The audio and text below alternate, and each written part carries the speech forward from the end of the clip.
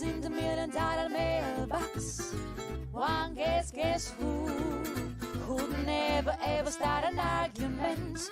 Who'd never show a bit of temperament? Who's never wrong but always right? Who'd never dream of starting a fight? Who's on your screen with the comic book scene? No one but Dan Shaheen. Oh my gosh, who indeed? Who indeed but Dan Shaheen is here in the $1 Million Mailbox, the place where we think extremely hard about the art form we like to call comics. And man, there's nothing I love more than when I get sent stuff for free into the $1 Million Mailbox at P.O. Box 1163 Arcata, California 95518. You can send your comics there. I'll spread them out live on the $1 Million Comics Cam. As you will see on today's show, we've got a humdinger of an episode today. I'm going to bring back in the studio our pal Kirt Burdick, who, man, we knew Kirt Burdick before Kirt Burdick was cool, right? Kirt Burdick, indie darling Kirt Burdick, as he's known now. Like, once he got featured on Cartoonist Kayfabe, then all the kids got hip to the Kirt Burdick action. But it was here on this channel, on this show, where we showed you not just the latest super hijinks by Mr. Burdick. We were way back there for Fey Archaic, his early Kickstarter. We were in there for Galacto Pit Fighter, his later crowdfunded effort. And it was in the middle of that conversation about Galacto Pit Fighter. Kirt said, you know, Dan, though, this Superman thing, somebody like had this idea for a Superman. I think I got to get this thing out of my system and I got to do something about the death of Superman. And boy, did he. We showed you Death of Power #1, which was like, it blew Larry's mind. Larry was like, Dan, I'm not sure that I'm even capable of coming in for this episode of $1 Million Mailbox because it was just might be too much for my delicate constitution. Nevertheless, issue #2 came out with a parental warning wrapper. We're going to spread out the whole thing. We're going to look at it. YouTube censors be damned. We'll also take a look at the Cartoonist Kayfabe ringside seats Death of Superman fanzine special fabulous giant size something or other. This is a labor of love put together by fans of the Death of Superman. It arrived in the $1 Million Mailbox the same day as Death of Power #2. So I thought it's a natural. Let's take two great tastes that go great together. Disgusting pastiches on the Death of Superman, really taking Superman, that death, and ramping it up to that next level.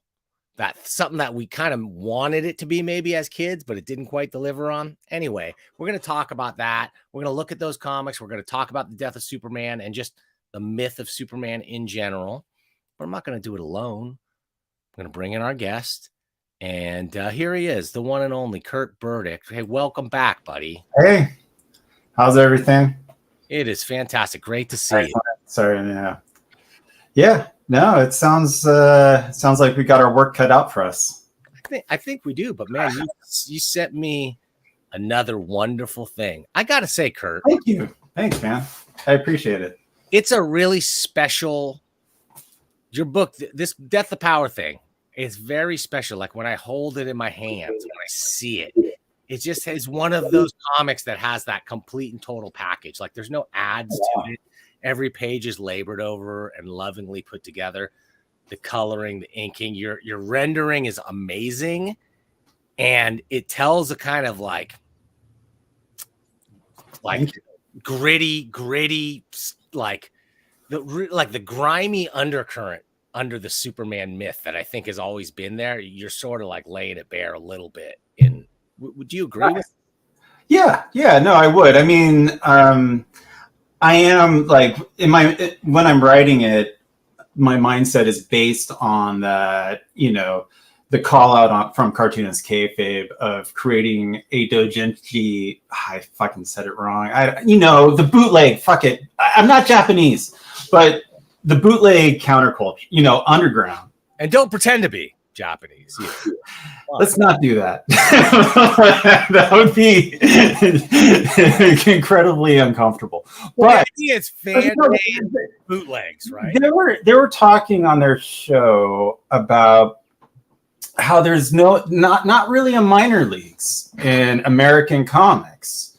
And one of the things that inspired me, that I thought was a great idea, is that we do need a minor leagues.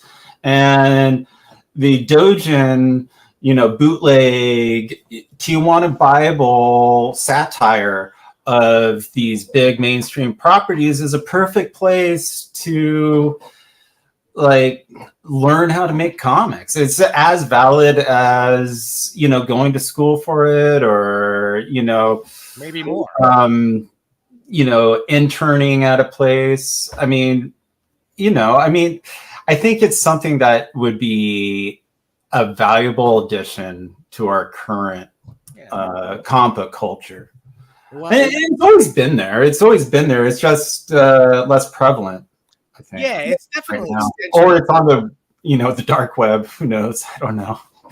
Or some weird furry sites. The latest incarnation of that sort of APA fanzine thing. That when I look at those old fanzines, like from the 70s and 80s, it's almost a miracle that those things ever existed. Yeah, no, and they're artistically interesting, I think, too. It broke a lot of major creators too. Yeah. Milo Manara, it's something that's more, I guess he just did erotica. So he never did, I think, a parody. I think Mobius did that one parody of Batman that never got printed, but or got printed overseas. I don't know. I don't really know what I'm talking about. so I'm just kind of, I'm playing it by ear. Yeah. Well, so the idea though being, I get that off my chest. Take these characters that have some kind of cachet and meaning to you as a creator, but then put them through a filter that would never make it into the mainstream. No, but I am thinking of it as, I still want to tell a good comic book story, a good superhero story that it still fits the archetypes of the characters I am satirizing. Oh boy, dude. I think that's something that I'm really trying to do my best with. So I'm not just trying to be a sleazeball, which I am. It's a sleazy comic, but it's also wanting to be a good comic, hopefully, that can stand on its own. Okay, with that kind of setup, it's time to dive into the bucket of sleaze that we know as the $1 Million Comic Scam. All right, let's dive in. Let's check this thing out. I've got lined up here. Oh, wait a minute. How do we get rid of the money? There we go. I got lined up here not one, but 2 issues of Death of Power. I've got the original one that it just called to me. I happened to be on a business trip to San Francisco, and I went to Leaf's Mission Comics and Art in San Francisco. Wonderful comic book store. I went there and I saw this on the shelf, and it immediately called to me. I'm like, I need to see this thing. I didn't know it was you, Kirt. And then I opened up, I'm like, oh, this is that thing Kirt was talking about. And boy, oh boy, I put a couple of pictures of it up, and then and then did an episode on my show. And not much longer than that, it was featured very quickly on Cartoonist Kayfabe. How did those guys get it, and how did that happen? Oh, I mailed it about the same time, or no, I mailed it to them a month before they actually got it. I'm sure they get a ton of mail, but I printed about 100 up, or maybe a little more than 100, maybe 150. And then I did WonderCon with a buddy of mine, and was using that as the premiere. I sold a couple at WonderCon, but then I put them up on Etsy that Monday, And then I got a message. I guess it was just either good timing or what, who knows. But yeah, I started getting messages from other friends on Instagram that they must be in that, on the live chats that they do. Like, for the recording. Maybe, yeah. Yeah, and their Patreon. And I started getting word that they're going to cover it. And what happened was, like, I put it up, I think I maybe sold one. And then I went to bed, I'm like, that's fine. It's going to be a slow rollout, whatever. And then I woke up and they're all sold. Like, everything was sold. I was like, what the fuck? And then, then I checked my Instagram and I started getting these messages that I was going to be like, then I got like kind of nervous and I was like, oh, what the fuck am I going to do? Then, I had a couple more copies. So I put those up, those sold out. And then I had to do a pre-order. I just, a friend of mine through Instagram, I've never met him, but he told me to make a pre-order and just say pre-order and say that I'm ordering them and then I'll know them out. And that's what I did. And I ordered I think 300 more and then sold those out. Sold out of those. And I'm going to have a Kickstarter that's going to launch on Monday. So next Monday on the 10th to reprint this guy and then also print the second issue. So what and what are there more issues planned? So I did this one, as like my version of Death of Superman. Yeah. And usually, and I did those with Galacto and also Faircake. It's part of my process. I always kind of write out an outline of where I would like to see the story goes. I think that's probably it's one of my most favorite parts of the creative process. So I actually wrote out a maxi series. So the idea is, and I'm not guaranteeing this will happen, but the idea is to turn it into a maxi series, a 12-issue maxi series. And I got 2 done. So I got just 10 more to go until I get the cease and desist. I was going to say, how big does the lawsuit need to be, to get you to to get me to do what? To get you to stop. There's no lawsuit big enough to stop. So this is what I would do. Yeah. I would just go underground. I don't know. I don't know. I'd start handing them out. I'd say in clubs. I'd go on the street corner. I'd say you're on completely fair legal ground at this point. So, yeah, I think so too. I mean, it's satire, obviously. In those regards. But what we all have to worry about, Kirt, is if somebody's going to see this and be like, we need to hire Kirt because he's the new Daniel Warren Johnston. He's the new. Yeah, well, what's that guy's name who did the Silver Surfer? Trad Moore. He's the new Trad Moore. God. Those are artists. You're better than me. I am not. Not. And I love those guys. I'm not trying. I thank you for the compliment. I'm not trying to disparage them, but because very nice to say. I don't know what it is. It's the complete package here, especially the coloring, Kirt. Yeah. Tell me a little bit about the thinking behind, and I'm gonna just kind of. The coloring really the main reason I'm working on this right now is to develop a quicker style, like something designing a style that I can produce books within a month to 2 months. That's the goal.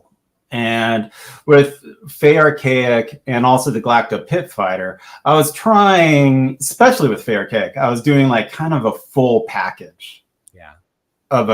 Meaning that I was trying to make something comparable to what a team of 5 people or 6 people would be doing for Marvel or DC. which means like full rich colors that are, full line art, the writing and the lettering. With those books, the lettering was, digital. But I did try to do my best to tweak it to make it feel natural. So after like doing the second Galacto Pit Fighter, and I think Galacto Pit Fighter 1 and 2 both took about a year to make. I mean, both individually took a year to make. And especially after Galacto 2, was like, I just did not want to go through that process again.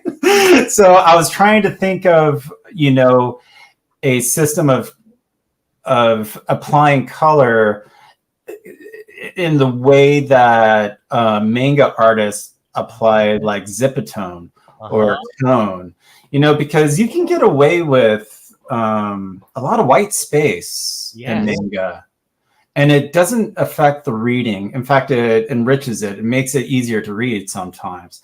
So I was just trying to, create this like limited palette. It's beautiful. Thank you. The first book I used this process on was that serial killer comic. That short that I made. Yeah, it was great. And I felt like that really worked.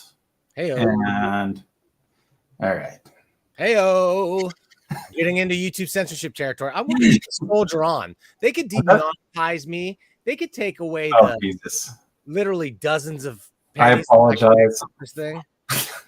This is where it goes deep, literally and figuratively. Okay. But your style, Kirt, I see the manga influence, but explain to me a little bit. It's almost clicking to me. Like instead of speed lines, you're going for I never figured blocks of color. Well, the blocks of color are kind of, I'm trying to apply them in the same way I think like manga artists apply gray tone, or that screen dots, or the duotone. So that was the thinking, and I was thinking like, okay, I'm not going to need to color the characters in the majority of scenes. I just need to color them once or twice, and it doesn't even need to be the same color as long as it works. So that was the thinking. That was the thinking behind it. It has a very soothing effect on me. I don't know what to say. Good. That's great to hear. It really works, and it was doing things when you say manga, when you tell me where like you're substituting color for screen tone, and that clicks to me, and it starts understanding what I was sort of just viscerally feeling when I'm reading it before. It uses the openness of layout, so not a ton of rendering, not a ton of lines in there. But the actual color and the color values are, I don't know. What are they doing? They're doing something to our brain. Yeah, I don't know. It's an experiment, that I'm, figuring out myself. So I love it, Kirt. I'm going to say, thanks, man. This every single month. Like I would, if there was a subscription I could subscribe to and get a comic like this. I don't care even what the content is, but if it looked as good as this, oh wow, and read like this, I'm in. Interesting. I'm not in a position where I can guarantee like a subscription. Because who knows what the hell's going to happen, and like how long I'm going to be able to just have the time to make this shit. But I plan on just getting these 12 issues done. Because the plan is 12. That's what I have outlined. Yeah. And are we following an arc of the Death of Superman storyline? You mean like the reign of Superman to the reign of Superman? Yes. No. World without a Superman, I remember. In a way, yes. Like if you look at the first one, I did base like some of the panel layouts on that concept of the original Death of Superman, where, one issue, when Doomsday first shows up, it's a 6-panel grid. Then the next issue, it's like a 4-panel grid. Okay. Then it's a 2-panel grid. Then it's a 1-panel grid. Like each issue built up. right? And I did that, just with one 20-page issue in the first Death of Power. Okay. Tell me about, I'm just going to guess that you're right around my age. Actually, I'm not guessing. I asked him. Yeah. You're about my age. So yeah. You were right there at a certain age when this comic hit. Right. Most people weren't expecting it. It was a slow news week, and this story got into the news, and suddenly everybody's talking about it, and everybody is betting they're gonna like get rich if they can get a hold of a copy of this thing for whatever reason. And I don't know, it really exposed to me an ugly underbelly of what comic collecting was. I was kind of disillusioned by it. It was kind of gross how rando people suddenly would be like, yep, I'm gonna be able to pay off my mortgage with this one. Like, no, you're not going to. But so for me, like at that point, I was getting, I think that was around the same time as Vertigo was just starting. Like it was the DC dark fantasy. So I was reading more Shade the Changing Man and Doom Patrol and Sandman. So that's where I was. Yeah. And then whatever rando comic, one of my big regrets, I did see Brat Pack #1 or #2, I think it was, at one of my local shops. And I looked at the Dr. Blasphemy. And this is before I really knew Rick Veitch and how amazing and influential he was to the future me. But I looked at it, I saw the zipper, and I was just like, it's a fucking martial law Watchmen ripoff. Fuck this. And I did, and the art's good, but fuck it, I got martial law, baby. I got Watchmen. And I regret that decision. So I regret that decision more than anything with Death of Superman. So if I were going to name a creator that influenced the Death of Power, when I look at it overall, Rick Veitch is definitely a guy. Yeah, for sure. And I think, Brat Pack and Max Immortal, definitely, I don't know this for a fact, had to have influenced Garth Ennis for The Boys. I just assume. If anything, that was watered down, from Brat Pack. Because Brat Pack is hardcore. Brat Pack and Brat Pack is it's probably one of my all-time favorite comics, just in general. It's really on every level. Yeah. And it is on a similar level of a martial law in that they but it's martial law, which is a top-notch great comic too. Yeah. Right. But I would even put Brat Pack a little. It's better. I would put it better too. But also, they both had this psychosexual, disturbing thing. They were really honing right in on what was pretty weird about superheroes. And and Rick Veitch is even more now with his new stuff. It's great. I've read the first volume. I still need to read the second and third. I have them somewhere back there. But I'm trying to make it through my stack of comics. Well, I've had him on here a couple times, and he's going to come back probably. And, Good. And awesome. We talked a lot about it. One thing that we talked about was the fascist origins and kind of fascist leanings of superhero comics. It's almost like a warm, cozy, fascist feeling that there's these genetically superior protector types who are above the law and are above morality, and they have their own moral code that's just right. And it really is a might makes right philosophy, but somehow they get a pass as being pure embodiments of nobility and noble spirit and all this. And I find that more disturbing now than I did because, if it's not for kids to teach them basic moral lessons and it's not satire, then you are just presenting the way fascism wants to be seen. In the sense that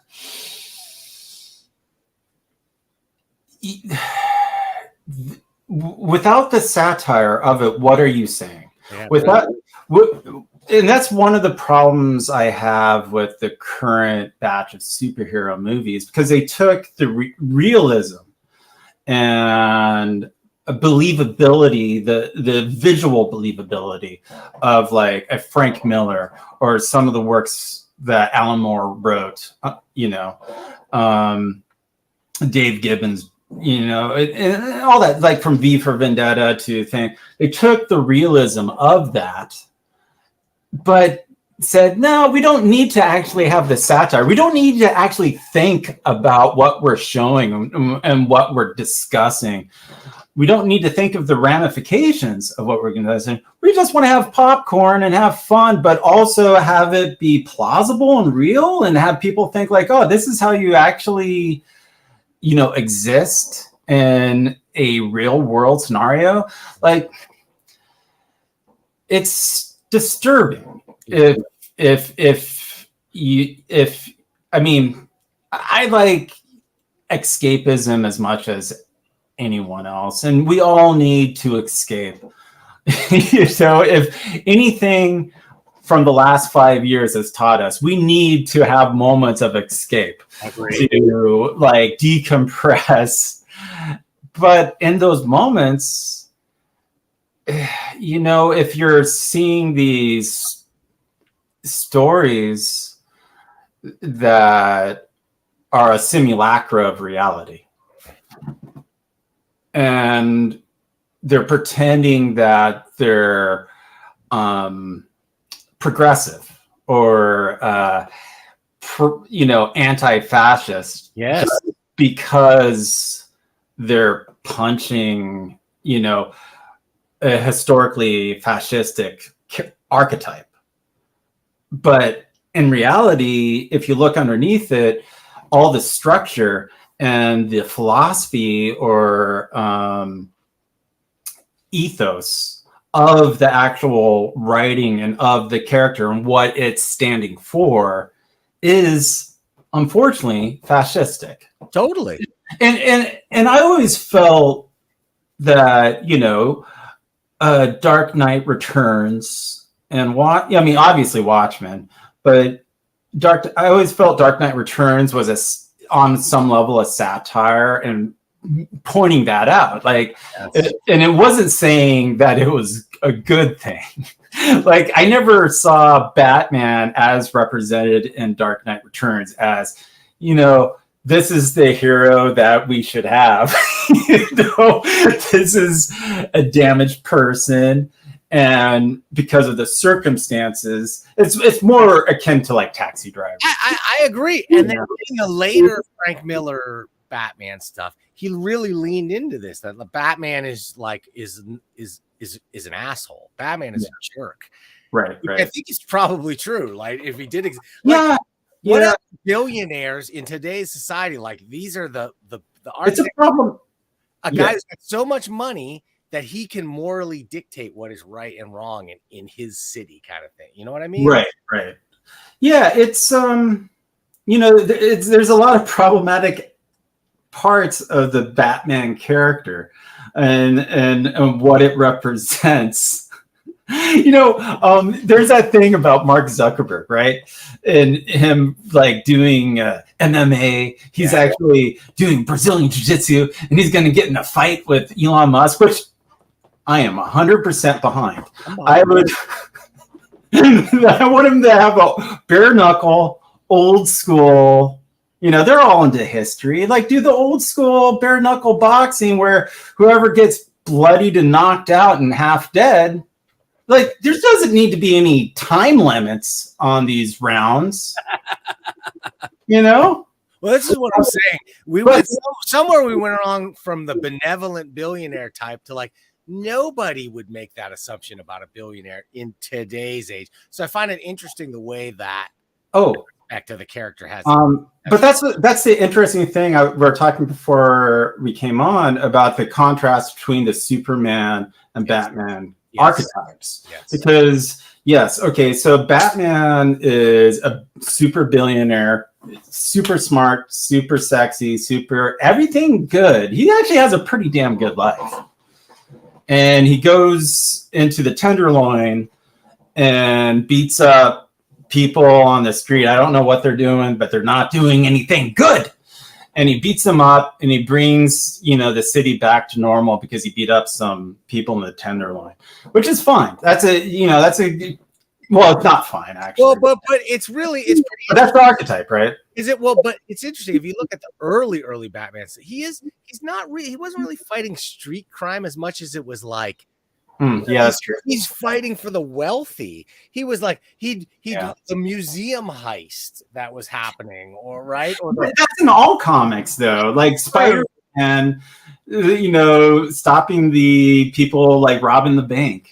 Well, but Superman had these explicitly working class Midwestern roots. Right. Batman has these explicitly upper class, Eastern educated, East Coast. And the villain in Superman is of the same class as Bruce Wayne. He is Bruce Wayne to a certain extent, an evil version of Bruce Wayne. It's interesting that the character evolved into that. Yeah, for sure. Yeah. For sure. Yeah, so Lex Luthor is the villain, and he is this billionaire robber baron, basically. I love. I don't know. It's an interesting contrast, and obviously, Batman is more than what I just said. I kind of disparaged the character.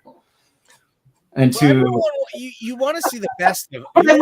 Obviously, I love the character. I love all these characters, but it is important to to recognize the complexity of them, and also the dark side of them. Well, and if you also look at it, like Batman has this really chummy relationship with the cops. Yeah, like they don't know who he is. He's like he can do the things they can't do in getting his hands dirty. Yet they've got a hotline into his office that he can pick up and talk to the chief. Right. Like, how different is that from like throwing the kids in the back of the van in like Chicago or wherever it was and driving them around so they get beaten up in the back of the van? Yeah, totally. That is Batman. And that's almost, and they really leaned into that in the latest movie, especially. That really that surprised me a lot. That version of Batman has a very strong jaw. That's my biggest complaint of that movie, because the bomb is right there. It's right there under his chin. Well, and there's not even a chipped tooth.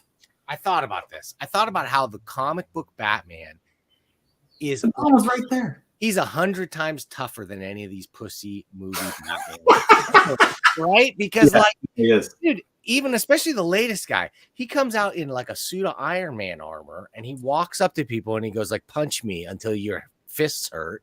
Yeah, and then like kind of does nothing. Like there's no ninja action. There's no like getting by, surviving. He's in a freaking leotard. Our guy's out there in a unitard hanging out. That's a good point. With kissers.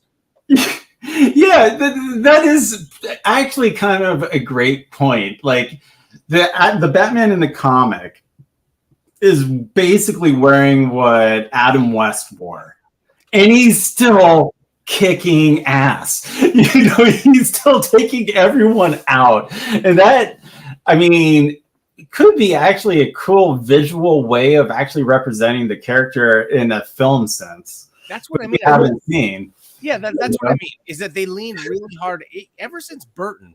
They go, no, Batman wears armor, and ever since then it's like taken for granted. Batman wears a suit of armor everywhere he goes. When that doesn't. Yeah, I don't know. It didn't make sense. Didn't make sense for the agile creature of the night Batman, like from the cartoons and the comics. Yeah, never quite made the translation. But big screen translations of Death of Power. That's what I want. I do too. Just for the money. I want to sell out. God damn it. Oh my gosh. Wait a minute. We got a comment here from our pal, the Guano guy, who we got to dive in to the cartoonist Kayfabe. This is Mark Darton, who sent in. He's the guano guy. He sent in, Mark, I'm going to do guano guy, by the way, but I'm going to do that on a following show. I'll go just you and me, maybe, Mark, and we'll talk about guano guy, if that's okay with you, buddy. But what we should talk about now is, let's take a dive. We talked about Superman writ large. Now let's talk about him writ small. Let's go back to the Let's go back to the hang on, I can't move too much. Let's go back to the fanzine concept. Oh wow. Let's go back to the minor league comics concept that you were talking about, because I think this is it, to tell you the truth. Wait, let me get in here. Oh man, if we could keep, because these are the guys that did the Dark Image and Image Grand Design, I think. Correct. Yeah, and I think that's just so cool. And if you could get like a collection like this every year, like, about 100 pages, 200 pages, I don't know, just showing new talent, that would be fantastic. Look at this mutual love. Hey. Love on the screen. Whoop. Yeah, there we go. So Mark's a fan of yours. You're a fan of his. It's a mutual love fest. I'm just going to play through this thing because there's so much to love about Kayfabe. And the thing that Death of a Super. The thing that I love the most about it is, like you were saying, it's the satire part. It's the fun part. It's the part in this that, like, they're really making fun of the fact that, like, it was this hardcore event, like super emotional about the death of Superman. But then there were like video game ads and hostess ads and stuff. That ad rules. Oh man, fantastic. Some of the ad parodies are really great. I'm gonna go through this fairly quickly. But there are some great artists and some great stuff. They do like a recap of sort of the death story, and just lean into a little bit of also the goofiness of how goofy of a sort of cultural event that it was. Yeah. I never answered. So yeah, when Death of Superman came out, I wasn't too into it. I just saw it as a marketing scam. But I'm not saying like I knew something. When I first really started collecting comics, there was that thing, New Universe, that came out.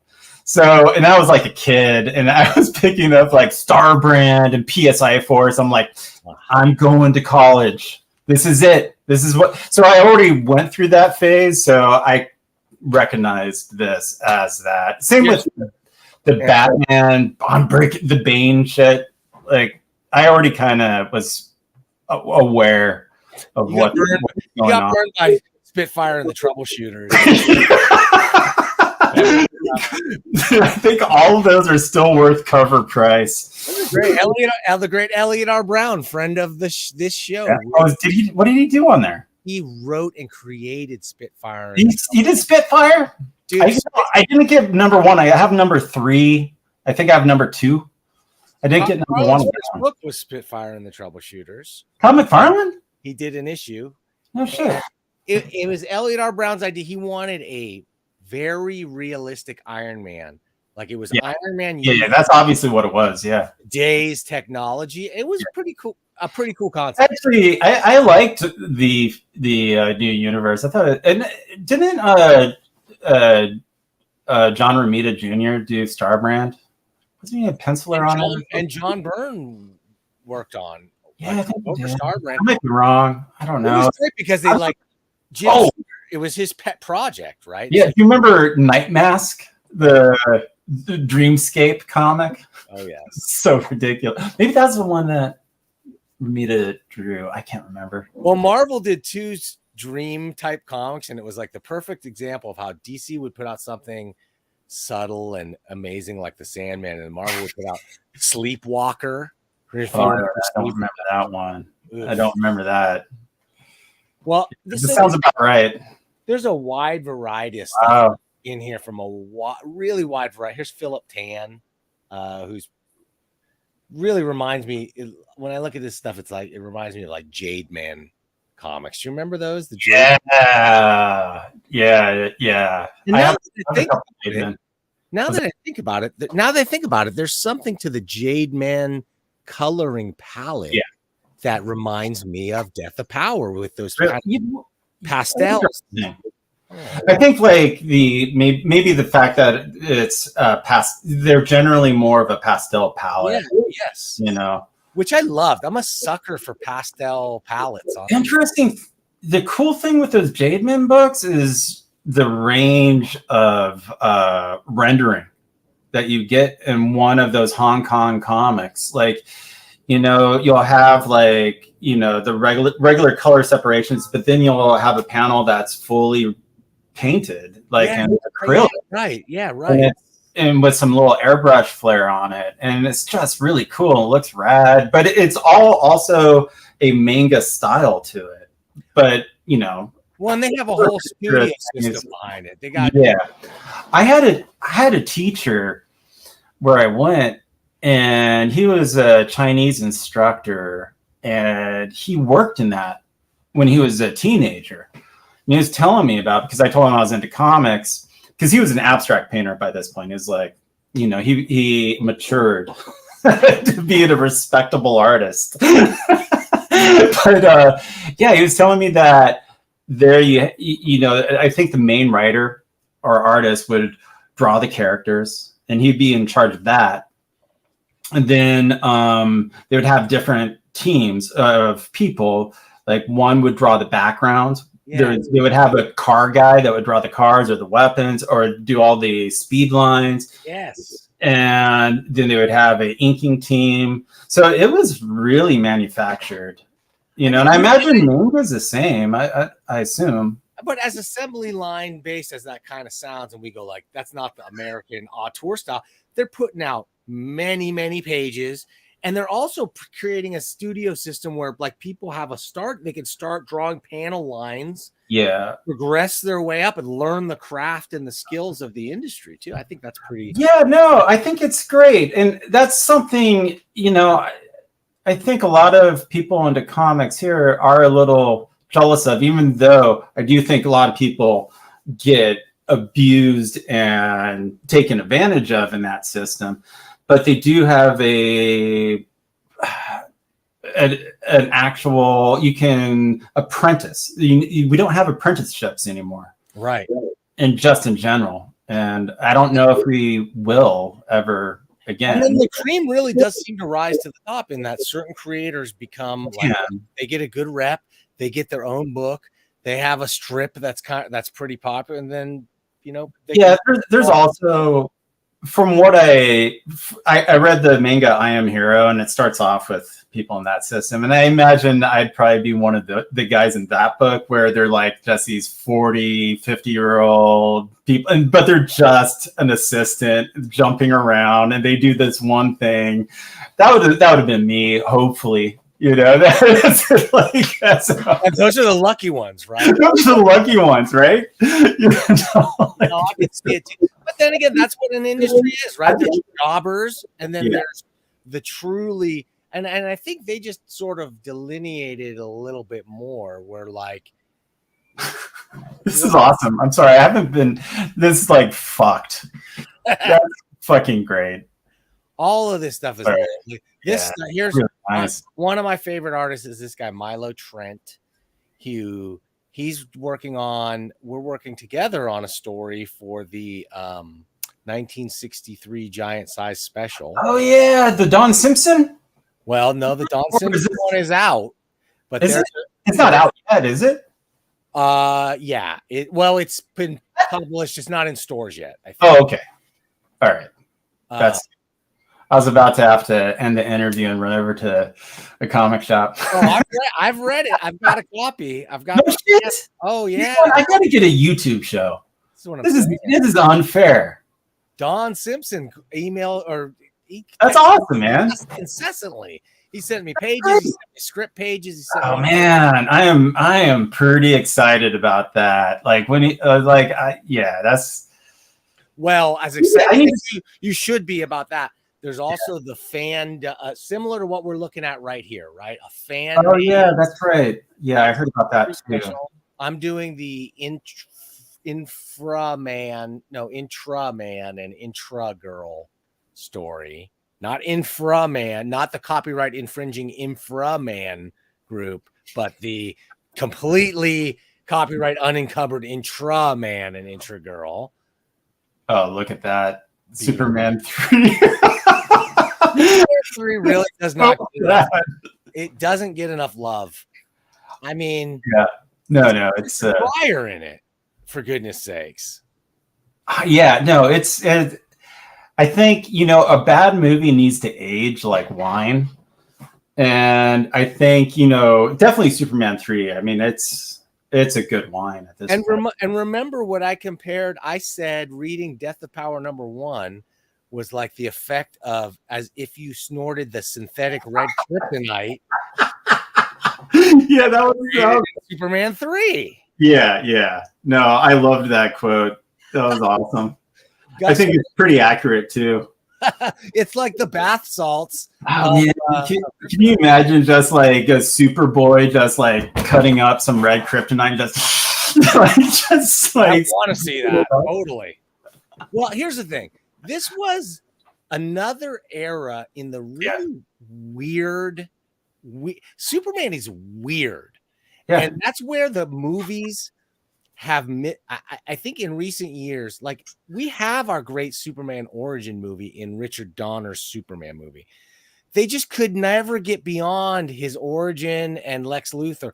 Where we need Brainiac, we need old aliens and kryptonite, bottled cities. That's the other thing, along with like satire not being part of the equation in modern superhero films, is they're starting to feel very dogmatic. Like, always has to be autumn or winter in Gotham City. It always has to, like Lex Luthor always has to wear the same fucking suit. Totally. And it's like this dogma, and I think that's been in comics for a while, because every time they try to do a big change, it's only a temporary change because there's a backlash. Well, and it's funny because Lex Luthor too, as the character, like the businessman Lex Luthor, you could trace back really to John Byrne in the 80s, and mad scientist Luthor and prison gray Luthor is one of my favorites for sure. Christ. Yeah, I'm sure like a Lex Luthor type person would be like in San Quentin. It's just even with Martha Stewart, telling her like stocks to buy. Well, it's weird how the characters have evolved and changed, and then when we take like the most recent sort of like comics version is what becomes the movie version, and then that's sort of considered canon. But it's like that's why I argue with Larry so much, usually my co-host on the show, that I want to see a Superman set in the Great Depression. Set it. I was thinking about that too. Actually came out. There's a lot of problems with that King Kong movie that Peter Jackson did, but one of the things it did right was setting it in, during the Depression, because my God, a big ape, you just send a fucking Hellfire missile. Like, what's it gonna do? Like, it's gonna, But if you just have biplanes, it makes sense. Yeah. And I would say I would like to see, since they're doing all these fucking like Elseworld movies like Joker and Joker 2, whatever it's called, I don't know. But which I did enjoy the Joker film, so I thought it was all right. It was all right, but I would love to see like a early Superman adaptation of like the kind of the Fleischer era Superman. Totally. Maybe he doesn't even play. He jumps. And maybe he has to deal with like that era's idea of a mad scientist or something. I think that would be great. It would be really fun, and it would be a lot more logical. Especially it would be different.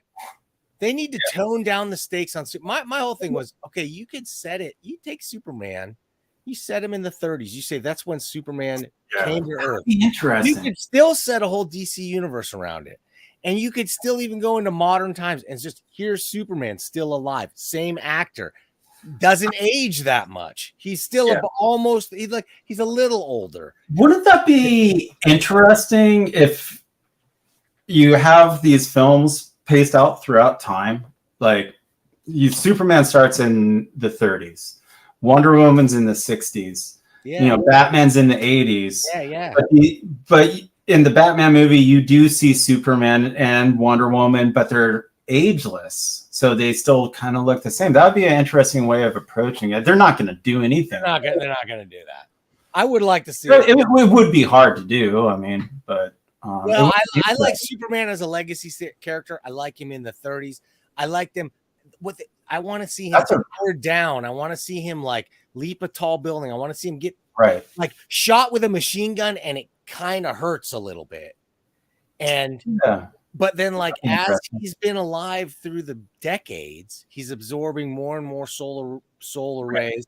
He's getting more and more powerful, so that by the time he's in modern age, he's like the comic Superman of today, where he's like a god. He's godlike. I love this image on the left right there. That looks great. Yeah, I love that. That looks fantastic. There's so many really striking the panels. This is like in the beginning, right? So this is the end. This is towards the end. Yeah, but the same artist as in the beginning. Yes. Like the panel layout's wild. Really cool. A lot of love, care, and work. That's a nice punch. I always had a problem with like Doomsday's design. I could never really I felt like it just felt weird. I feel like he's a weird character in general. I always found like it was like, what's his deal? He's just big and strong, huh? That's it. Did they ever? He's not a clone of Superman or anything. He's like an alien, right? In the actual comics. In the comics, as I recall, wasn't he like a weapon of mass destruction or something? Yeah. And it's like you can't kill him the same way twice or something. Like you can kill him, but then he comes back.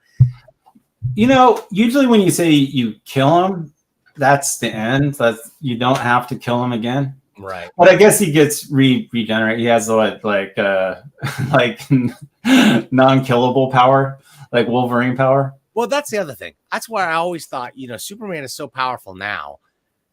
They always, to make an adversary, you don't make another bigger, stronger alien. You make somebody. That's why his perfect foil is a Lex Luthor. In my opinion. Or Brainiac, like all the classic. Yes. I mean, they made Brainiac more of a Galactus since the cartoon.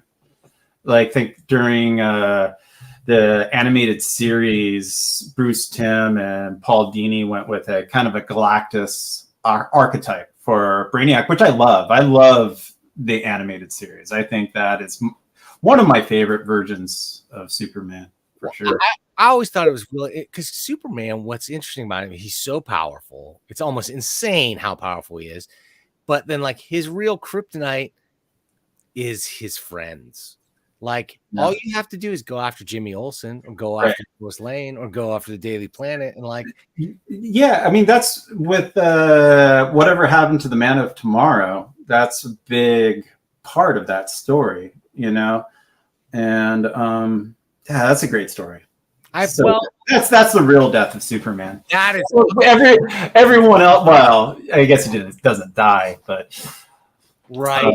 But it was a end for that era of Superman. Yeah, I don't know that you could, if they tried to wrap him up today, like you couldn't get the same level of like. I don't know.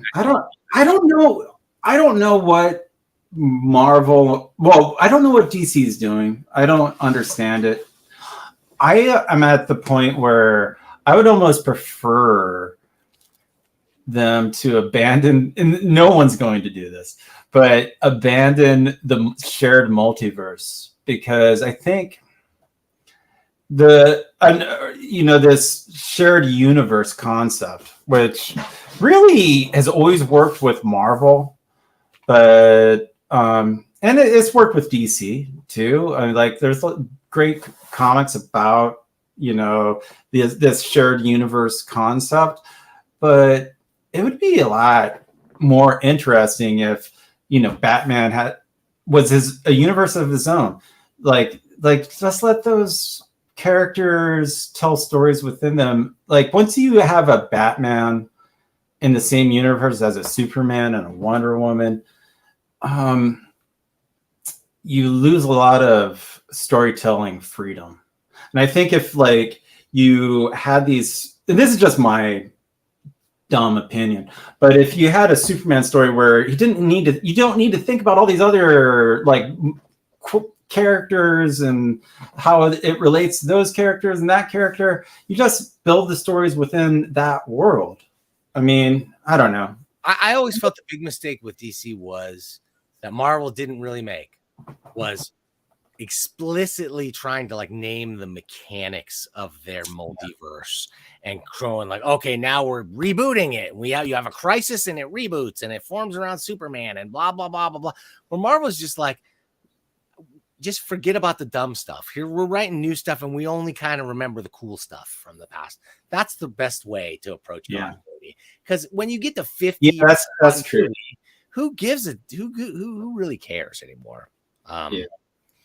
Somebody does. I know I just offended 20 people out there. I know. Listen, people, I need more. I need you as a subscriber. So please, I love your habits that you've had since you were 10 years old that you can't give up to this day. Everybody loves their Superman. I used to get in these arguments with people all the time. People wanted Superman. A lot of people want Superman to be married to Lois Lane, have a young child, and just be like living a happy life. And that's like that. And tell me the stories of Superman getting to know his kid and growing up with. And I go like, that sounds like that's vomit. That sounds like the worst, most boring thing I've ever heard of. But that's in their hearts what a lot of Superman fans think they want. They think they want. They want that to be the closing credits of something else. Kind of like what whatever happened to the Man of Tomorrow does. It basically says, everything's all right. You know, they want a happy ending, but they don't. No one wants to watch the happy ending. They don't want the movie to be the happy ending. That would be a fucking horrible film. That's a big mistake they made in marrying Superman and marrying Spider-Man off, I thought. You know, like that's, come on. Jesus, what are we doing here? Like Batman getting married to Catwoman, or Tom King's a great writer, but I didn't read that stuff. Great. I thought it was I haven't read it, so I can't comment on it. He really did fun things with like interesting things with Batman that other people haven't done that were interesting to read. But then there was stuff like that. Like, no, Batman should not marry Catwoman. You can't do that. Yeah. I'm still not sold on the whole Batman family stuff. It seems like they've really leaned into that. It seems. That's all DC has left almost is Batman.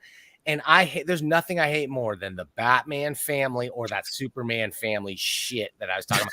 Are you kidding me? Everyone who ever worked with Batman should hate him because he's a child abusing, megalomaniacal billionaire who wears a black body armor and then sends kids out in a red leotard to be right. To like, all right, you know, Al Capone just like moved into Gotham Central. All right, Timmy, put on your underwear and don't fuck up your leotards this time. We're going to go. No, we can't use guns. Like this poor scared kid. Like, okay. Like, put on this domino mask, stupid. Put on this goddamn domino mask or people are going to find out who you are, you little brat. Well, obviously he's not saying that. He's like negging him and he's threatening to cut off his trust fund. He's threatening to cut off his trust fund. Yeah, that's what's really going on. It's like, you want the money, you know, you gotta go run at these criminals. Yeah, it's with Tommy guns.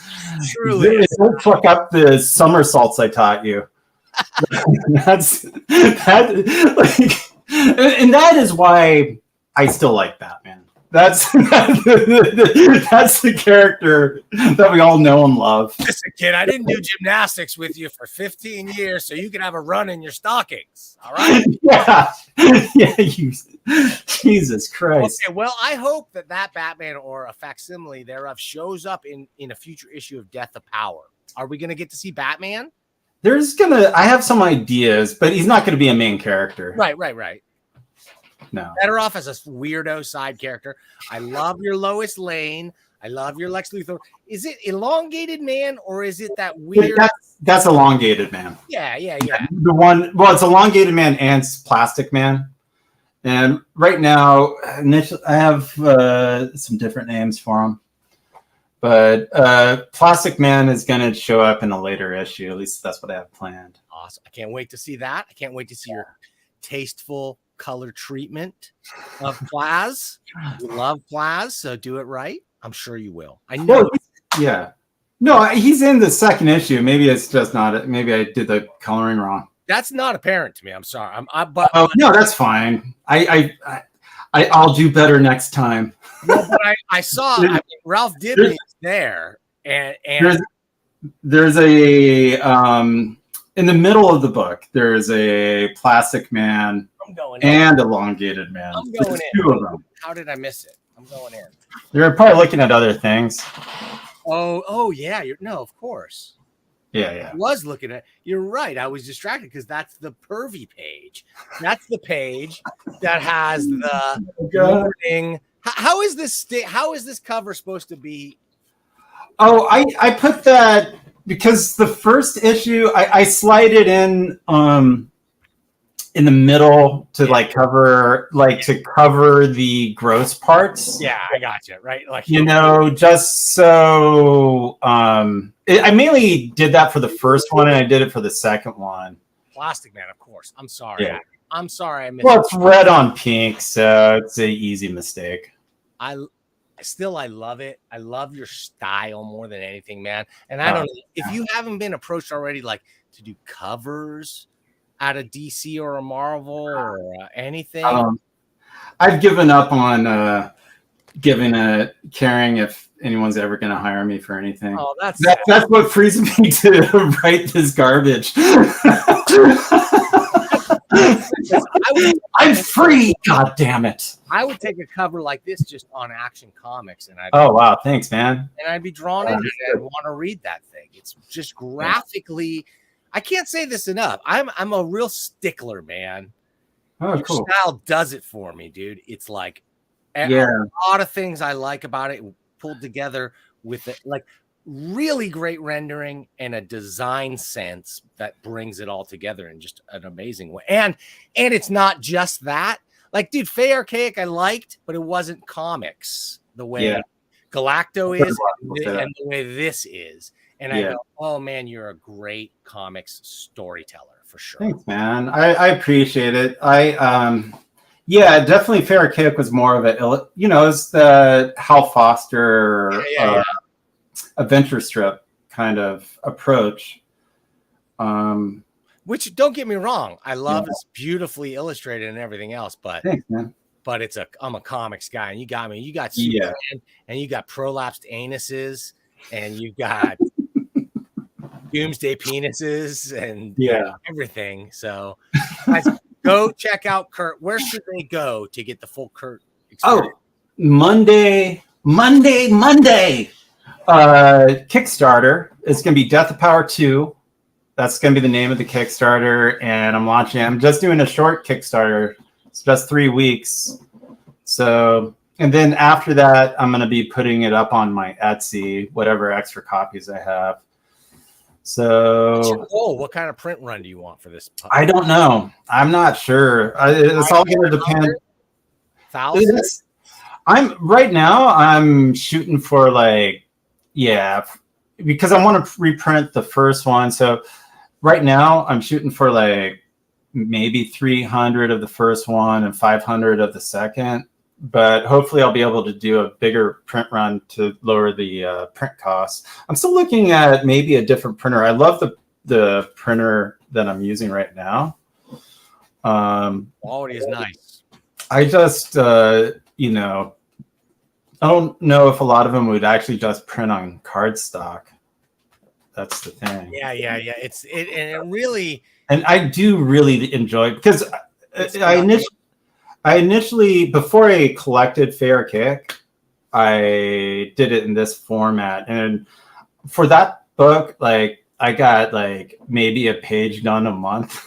So whenever I had like 7 or 8 pages, I throw them together into a little mini comic.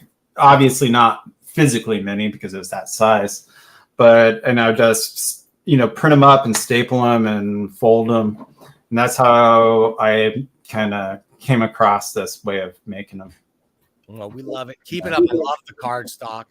Yeah, I do too.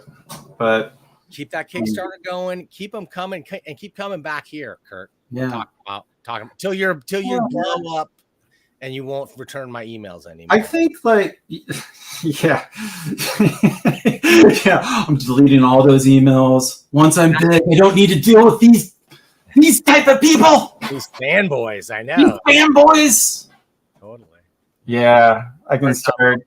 Oh man, get my Alan Moore wig on. I'll get the hair plugs. That's once I get big. I'm looking like that. I'm gonna get the hair plugs. I can't grow hair on the side, so I'm getting those plugged. I'm gonna get it all plugged. You had a real great Gallagher look going on. I know, man, dude. I loved that look, like the skullet that I had. Yes. I had a job interview and I shaved it. I didn't get the job.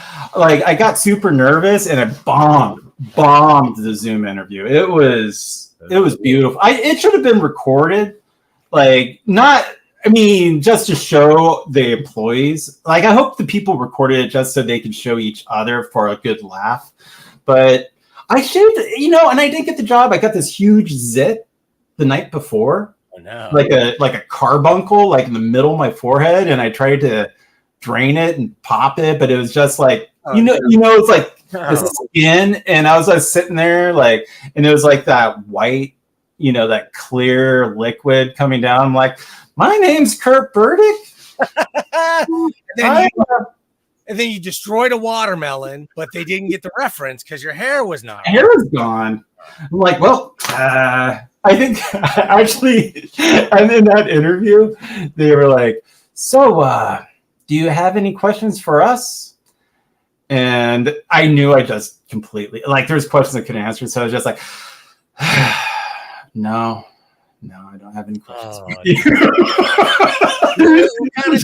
What kind of job were you in? It was just like an administrative job somewhere, and I didn't get it, but I luckily was able to get my old job after the pandemic. So, okay, people, listen up. It's time to support Kirt. It's time to get on to the Kickstarter. It's time to him to get a Patreon going so he can fund this thing. Yeah, get in there, and we can get regular issues of Death of Power and everything else. I am looking into I have a Patreon, but I don't really do anything about it. Just so there's some PDFs on there. But if I really want to get this out regularly, I think like I might have to do Patreon releases of the books before I print them. That's what you should do. Patreons, I will subscribe to Patreons, but only if I get a real perceived value out of it. Like if I'm reading it and I'm getting stuff, okay, I'll pay you, man. But I want to get some stuff.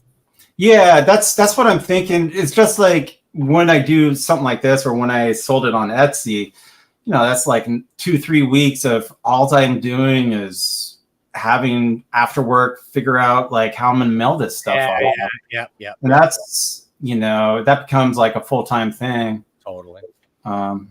All right. Well, better that full-time thing than some dumb admin job full-time. Come on. Yeah. If it can work, it can. That'll be the best. Yeah. All right. I got to get out of here. We'll be back. We're gonna bring Kirt back again, and we'll talk about more. Thanks, man. When you got anything you want to talk about, dude, you're top awesome. On my book. I appreciate it. And guys, come back next week. I'm gonna be next week on Tuesday. I'm gonna be here talking about Star Trek with Larry and John. And then next Thursday, maybe we'll be talking about comics. We'll see. I got to play the closing credits and a closing credits cameo, and then we're out of here. See you next time.